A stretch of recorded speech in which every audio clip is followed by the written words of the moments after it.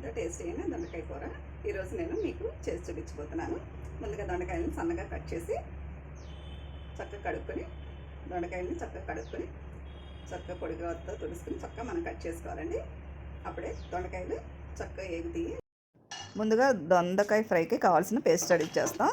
దానికి కావాల్సినవి కొద్దిగా పల్లీలు, ఒక 5-6 ఎండుమిర్చి, అలాగే జీలకర్ర, ఎండు కొబ్బరి, ఉల్లిపాయ ముక్కలు, అలాగే ఎల్లుల్లిపాయ ముక్కలు, ఇవన్నీ చక్కగా వేయించుకుని దోరగా మనం మిక్సీ పట్టుకోవాలండి.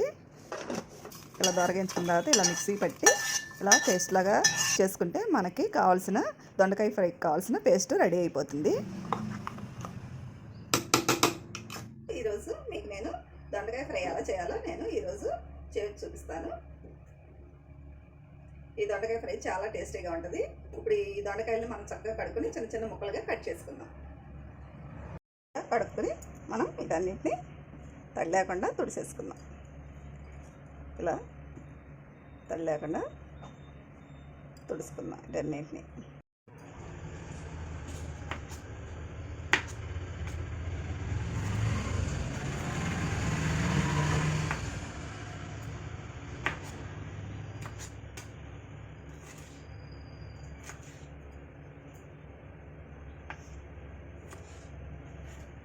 ఇలా దొండకాయ ముక్కలన్నీ మనం సన్నగా కట్ చేసుకోవాలి.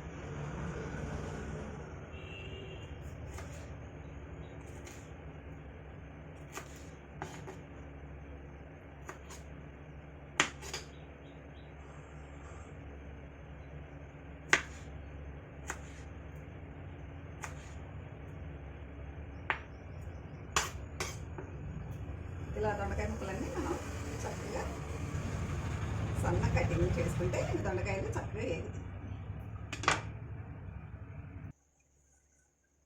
దొండకాయ ముక్కలన్నీ ఇలా సన్నగా తరిగేసాను. ఇప్పుడు వీటిని చక్కగా మనం డీప్ ఫ్రై చేసుకుందాం. డీప్ ఫ్రై చేసుకుని దొండకాయ ఫ్రైని నేను ఇప్పుడు ఎలా చేయాలో నేను ఇప్పుడు మీకు చూపిస్తాను. ముందుగా మనం బాండి పెట్టుకుని దాంట్లో కూరకు సరిపడంత నూనె వేసుకోవాలండి. ఆ తర్వాత మనం కట్ చేసుకున్న ముక్కల్ని బాండీలో వేసుకుని చక్కగా సన్నగా ఫ్రై చేసుకోవాలి. ఈ విధంగా దొండకాయ ముక్కలు ముందే ఉప్పు వేసుకోకూడదండి. వేసుకుంటే దొండకాయ ముక్కలు తొందరగా ఏగవు. దీంట్లో పసుపు యాడ్ చేసుకోవాలి. ఈ పసుపు యాడ్ చేసుకుని చక్కగా ముక్కల్లో నీరంతా ఎగిరిపోయే వరకు మనం సన్న సెగ మీద వేయించుకోవాలి. ఈ విధంగా వేయించుకుంటూ ఉంటే దొండకాయ నీరంతా బయటకు వచ్చి ఎగుతూ ఉంటాయండి దొండకాయ ముక్కలు. ఆ తర్వాత దీనికి మనం సిద్ధం చేసుకున్న దొండకాయ ఫ్రైకి కావాల్సిన పేస్ట్ ఉంది కదండి, మిక్సీ పట్టుకున్నది, అది దీంట్లో యాడ్ చేసుకుని ఈ పేస్ట్ మొత్తం దొండకాయలకి ముక్కలకి పట్టేటట్టు కలయి తిప్పుకుంటూ మనం చక్కగా వేయించుకోవాలండి.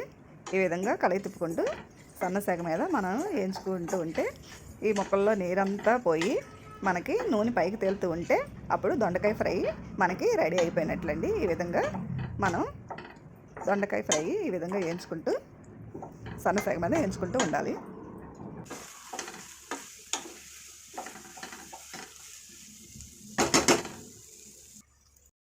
ఈ దొండకాయ ఫ్రై మనకి ఏగిందని ఎలా తెలుస్తుందంటే మనకి ఆయిల్ పైకి తేలుతూ ఉంటే దొండకాయ ఫ్రై రెడీ అయిపోయింది. ఈ విధంగా దొండకాయ ఫ్రై రెడీ అయిపోయింది. చూసారుగా ఎంత టేస్ట్ అయినా దొండకాయ ఫ్రై రెడీ అయిపోయింది. ఇప్పుడు నేను దీన్ని బౌల్లోకి సర్వ్ చేస్తాను.